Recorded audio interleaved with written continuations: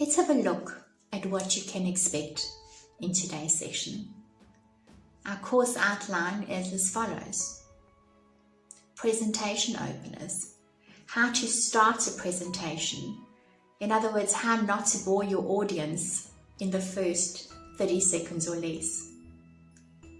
And then communication is mostly physical. What does that mean? What does that look like? How to engage your audience. How to make sure that you're not just staring at a whole lot of people, whether it be on a screen, whether it be virtual. That's a whole new ball game. But a lot of the world is getting back to normal, where you're actually going into conference rooms and auditoriums and doing talks. Maybe it's a one-on-one with your leadership. Maybe you are needing to speak about your performance parameters. And just the thought of speaking makes you quiver. They won't throw tomatoes, but it will probably hurt just as much. We're going to conclude with those difficult questions that so many people are afraid of, and that many times is actually the reason why they don't want to speak in public. Let's pause for a moment. When I started this presentation today, I used 3 words. Can you remember what they were? I didn't say, hello, I'm Sharona. I'm so glad to be here, got so excited, wonderful that you're here. I started with 3 words. And if I was in an environment where you were in front of me now, I've been facilitating these sessions for more than 20 years. So I know that 70% of you are going to remember 2 of those 3 words. And they were power, passion, and purpose. Rule number 1, that is how you start. You start with something that's going to grab attention, that at the end of the presentation they can still remember what your first few words were. Who you are doesn't really matter, because your name is likely on the presentation behind you on the screen, or you've already been introduced. So me starting with, hello, I'm Sharona, I'm representing this company, I'm so glad to be here, ooh, so excited. No. Let's break that rhythm and let's just stop that right there. You have 30 seconds to awe your audience. You have 30 seconds to make an impact. How do we do that? So with this course, I'm actually sending you in this bundle some ideas on presentation openers. So please make sure that you actually go and have a look at that PDF document. But let me give you a few examples. Debunk a popular belief. If I had to say, the grass is greener on the other side, you know exactly what I mean when I say that. But if I start my presentation with something like, the grass is red on the other side, and I start my presentation, immediately you're thinking, Sharona, you got it wrong, it's green. But I grabbed your attention because maybe I'm speaking about political unrest at one of our borders.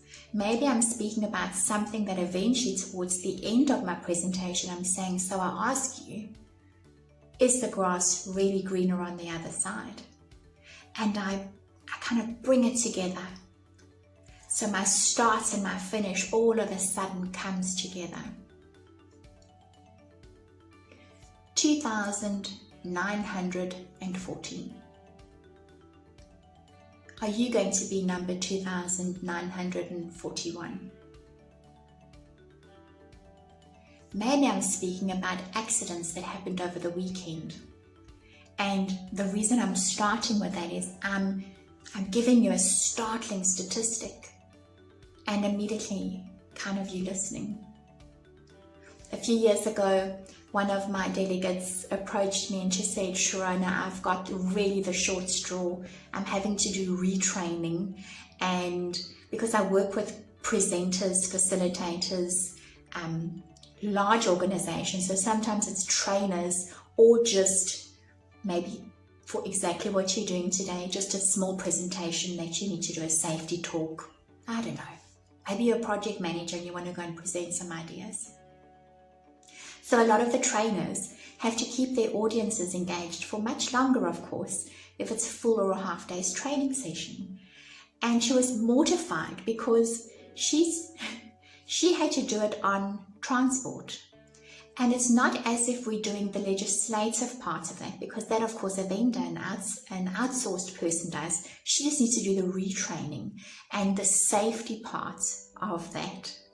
So it's a double whammy, because apologies to the safety specialists out there, but let's face it, speaking about safety can be relatively boring, as is finance and budget. Have we seen anybody present a budget with excitement and have an audience clap hands?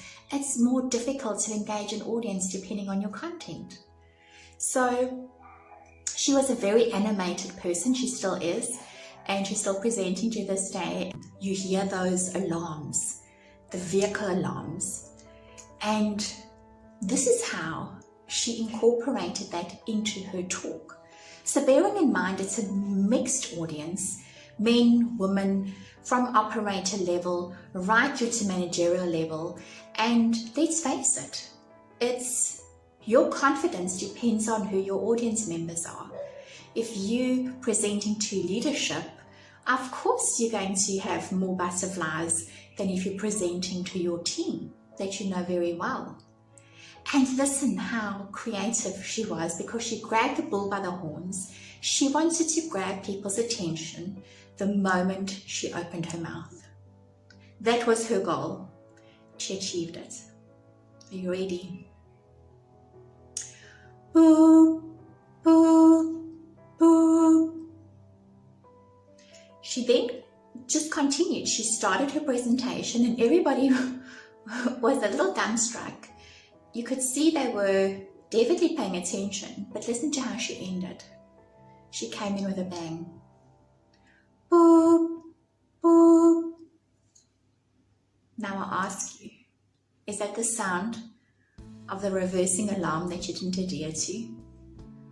Or the sound of the life support system that's keeping you going while your family is waiting for you to open your eyes?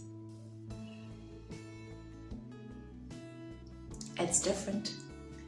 Now, of course, I know if you are an engineer or a project manager, you're thinking, Sharona, I'm not going to make boop boop sounds. You don't have to. Maybe your style is a quote, a statistic. If I just start by saying 542, if I had to take 542 golf balls right now and fill them and put them in buckets, see-through buckets, how many buckets would I fill? One too many. 542 is the amount of breakdowns that we've had this week alone. So clearly somewhere in our maintenance structure, something is going wrong. How do we minimize the buckets? How do we minimize the breakdowns?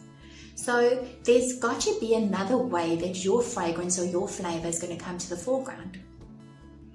An opening statement is so important. That determines whether or not your audience is going to listen to you, or actually just you're going to be a little background hum for them. If you have already been speaking for quite some time, I don't want you to think, oh, but I've already got my rhythm and my rhyme, and people already know that I'm quite boring. You know what? You can change it. You don't need to change your style, but you can up it a little bit. This is all about taking it to the one next level, a level of excellence, and you are able to achieve that. Maybe it's a quote at the end of every presentation that you do. Maybe it's a photo. Maybe it's something that just brings to a little bit more creativity into the flow of your presentation.